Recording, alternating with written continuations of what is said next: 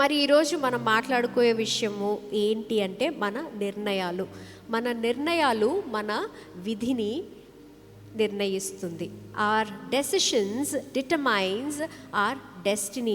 ఇక్కడ మనం చూసినట్టయితే యెర్మియా గ్రంథంలో దేవుడు మనతో చెప్పింది ఏంటంటే, నిన్ను గూర్చి నేను ఉద్దేశించిన విషయాలన్నీ నేను ఎరుగుదును అని మనకి దేవుడు చెప్తున్నారు. డెస్టినీ అంటే మనం సింపుల్ వర్డ్స్లో చెప్పాలి అంటే, దేవుడు మన గురించి ఆయన ఉద్దేశించిన విషయాలు, ఉద్దేశాలు, ప్రణాళికలు. ఆ యొక్క ఉద్దేశాలు బట్టి అది నెరవేర్చడానికి మనం తీసుకోవాల్సిన విషయం ఏంటి, మనం చేయాల్సిన విషయం ఏంటి అంటే నిర్ణయించుకోవాలి. Yes, I decide today that I'm going to work towards the purpose, I'm going to work towards the plan అని మనం నిర్ణయించుకుంటేనే మనం ముందడుగు వేయగలము. ఎందుకంటే మన నిర్ణయాలు బట్టే మనం జీవితం ఉంటుంది. మనం ఈరోజు తీసుకునే నిర్ణయం బట్టే మన రేపు ఉంటుంది. మనం ఈరోజు ఒక విత్తనం వేసి రేపొద్దున ఇంకొక ఫలితం వస్తుందని మనం నమ్ముతామా? మనం అనుకోవచ్చా? అలా జరగదు. మీరు ఈరోజు యాపిల్ సీడ్ వేసి రేపొద్దున నాకు మ్యాంగో ఫ్రూట్ వస్తుంది అంటే అవుతుందా? లేదు. మీరు వేసే విత్తనం బట్టే మీరు ఏ విత్తనం వేయాలి అనుకున్న మీ యొక్క నిర్ణయం బట్టే మీ యొక్క ఫ్యూచర్ ఫలితం ఉంటుందని మీరు నమ్మాలి. ఎందుకంటే your decisions shape your destiny. నీ యొక్క ఫ్యూచర్ని షేప్ చేస్తుంది ఈరోజు నువ్వు తీసుకునే నిర్ణయం. ఈరోజు నేను ఈ కోర్స్ జాయిన్ అవుతాను అని నువ్వు నిర్ణయించుకుంది ఎందుకు? రేపు పొద్దున ఆ కోర్స్ నీకు ఉపయోగపడాలని, ఆ యొక్క జాబ్ నీకు రావాలనే కదా నువ్వు ఈరోజు చేసుకుంటున్నావు. నేను ఈరోజు పెయింటర్ని అవుతానని పెయింటింగ్ నేర్చుకొని రేపు పొద్దున డాక్టర్ కోసం నువ్వు పెయింటింగ్ నేర్చుకుంటావా? No. Your decisions will shape your destiny. చాలాసార్లు మనం ఏమనుకుంటామంటే, మన నిర్ణయం తీసుకున్నా సరే మనకి ఇవి అనుకూలంగా లేవు, ఈ పరిస్థితి నాకు అనుకూలంగా లేదు, అందుకే నేను నిర్ణయం తీసుకోలేకపోతున్నాను, ఆ నిర్ణయం బట్టి నేను గట్టిగా నిలిచి ఉండలేకపోతున్నాను అని అనుకుంటాం. కానీ conditions will not determine your decisions. ఎలాంటి పరిస్థితి అయినా సరే నువ్వు నిర్ణయం తీసుకుంటే నువ్వు ముందడుగు వేస్తావు. మనం రోజు చూస్తాం ఎన్నో విషయాలు, ఎంతోమందిని మనం చూస్తున్నాము. వాళ్ళ యొక్క పరిస్థితులు బట్టి వాళ్ళు తీసుకున్న నిర్ణయం బట్టి వాళ్ళు ముందడుగు వేస్తున్నారు. ఎన్నిసార్లు మనం చూడలేదు. ఇప్పుడు కొత్తగా వచ్చిన రిజల్ట్స్ కూడా వచ్చాయి, 10th SSC రిజల్ట్స్. ఎంతో వాళ్ళ యొక్క పరిస్థితిని అధిగమించి వాళ్ళు టాపర్స్ అయ్యారు. వాళ్ళ ఉన్న పరిస్థితికి వాళ్ళకి వచ్చిన రిజల్ట్కి సంబంధం లేదు. But what is the thing that made them win is their decision. వాళ్ళు గెలవడానికి వాళ్ళు తీసుకున్నది ఏంటి అంటే ఆ యొక్క నిర్ణయం. ఎలాంటి పరిస్థితి వచ్చినా సరే ఆ నిర్ణయం నేను తీసుకున్నాను, నేను పోరాడుతాను, నేను నిలిచుంటానని వాళ్ళు ఒక్క నిర్ణయం తీసుకున్నందుకే వాళ్ళు ఈరోజు గెలిచారు. So do not blame your conditions. నా పరిస్థితి వల్ల అని ఒక బ్లేమ్ గేమ్ ఆడొద్దు. Because conditions will not work. వారికి ఎట్లాంటి పరిస్థితి ఉన్నా, ఫిజికల్ డిసేబిలిటీ ఉన్నా, డబ్బులు లేకపోయినా, వాళ్ళు బీద స్టేట్లో ఉన్నా, ఎంతో దూరం ఉన్నా, సరిగ్గా స్కూల్కి వెళ్ళకపోయినా కూడా చాలామంది సక్సెస్ఫుల్గా అయ్యారు. చాలామంది చాలా పొందారు because of the decision that they have taken. ఈరోజు నువ్వు తీసుకున్న నిర్ణయాలు ఎంత గట్టిగా ఉన్నాయి. దేవుడు నువ్వు తీసుకున్న నిర్ణయాలు బట్టి ఆయన ఆనందిస్తున్నారా లేకపోతే నీ మీద సందేహిస్తున్నారా మీరు ఆలోచించాలి. నువ్వు చెప్పిన మాట బట్టి, ఎస్ ఈ మనిషి మాట చెప్పారంటే చేస్తాడు అని నీ పక్కవారు చెప్తున్నారా, లేదా ఈరోజు రేపు తెలీదు వాళ్ళకి అనుకూలంగా ఉన్నప్పుడు వాళ్ళు మారిపోతూ ఉంటారని నీ గురించి మాట్లాడుతున్నారా? What is the character that you are having? ఏ రోజైతే నీ క్యారెక్టర్ స్ట్రాంగ్గా ఉంటుందో, ఏ రోజైతే నీ నిర్ణయాల మీద నువ్వు నుంచుంటావో, దేవుడు ఆయన యొక్క వనరులను నీ కోసం పంపిస్తారు. నీ యొక్క ఉద్దేశము నెరవేర్చడానికి ఆయన పంపిస్తారు. He will not waste his resources on an unstable person.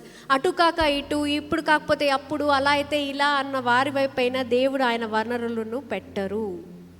So మీరు ఎంత ప్రార్థించినా సరే, నాకు ఎన్నో సంవత్సరాల నుంచి ప్రార్థిస్తున్నానండి, ఎన్నో రోజుల నుంచి ప్రార్థిస్తున్నానండి, నాకు ఇది జరగట్లేదు అని చెప్తున్నారు. సరే, వెరీ గుడ్, ప్రార్థన మంచిదే. కానీ ఆ ప్రార్థన నెరవేర్చడానికి నువ్వు ఎలాంటి నిర్ణయాలు తీసుకున్నావు, ఎలాంటి పనులు చేస్తున్నావు, ఎలాంటి అడుగులు వేస్తున్నావు, ఎలాంటి మనుషులతో కలుస్తున్నావు అనేది చాలా ముఖ్యం. ప్రార్థన చేశాను జరగట్లేదు అని చెప్పి కూర్చుంటున్నావా, లేదంటే నిర్ణయం తీసుకొని నేను ముందడుగు వేయాలని కోరుకుంటున్నావా, ముందడుగు వేస్తున్నావా? పరీక్ష రాసే వాళ్ళు ప్రార్థన చేశాను, నేను కూర్చుంటాను, నేను ఫస్ట్ వచ్చేయాలని కూర్చుంటే ఫస్ట్ వచ్చేస్తారా?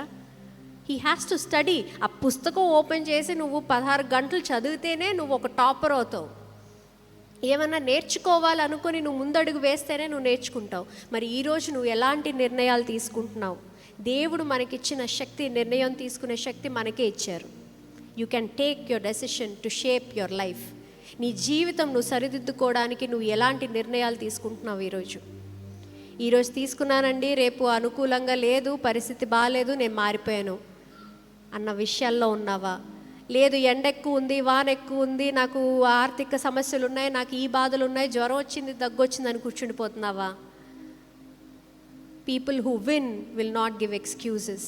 ఎవరైతే ఆ ఉద్దేశం నెరవేర్చాలనుకున్న వాళ్ళు ఎక్స్క్యూజెస్ ఇవ్వరు. They will work towards it because they have decided.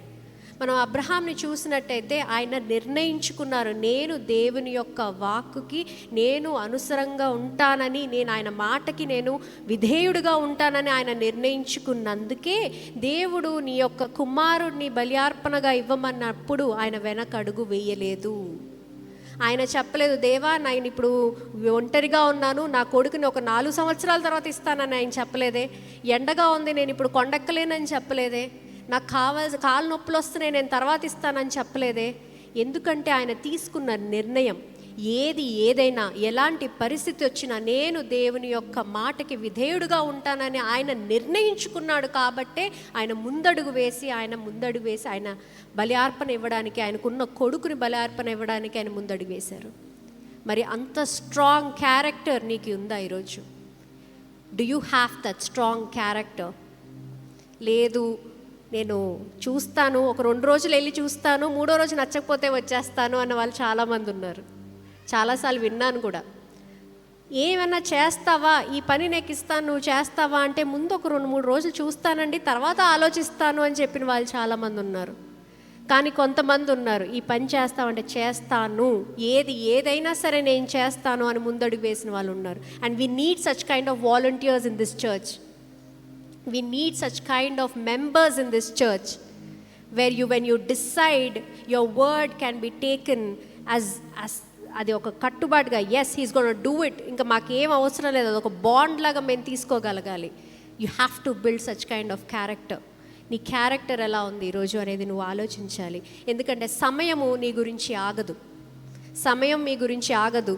ఈరోజు చూస్తాను, రేపు చూస్తాను అని అంటే సమయం మీకోసం ఆగదు. సమయం వెళ్తూనే ఉంటుంది.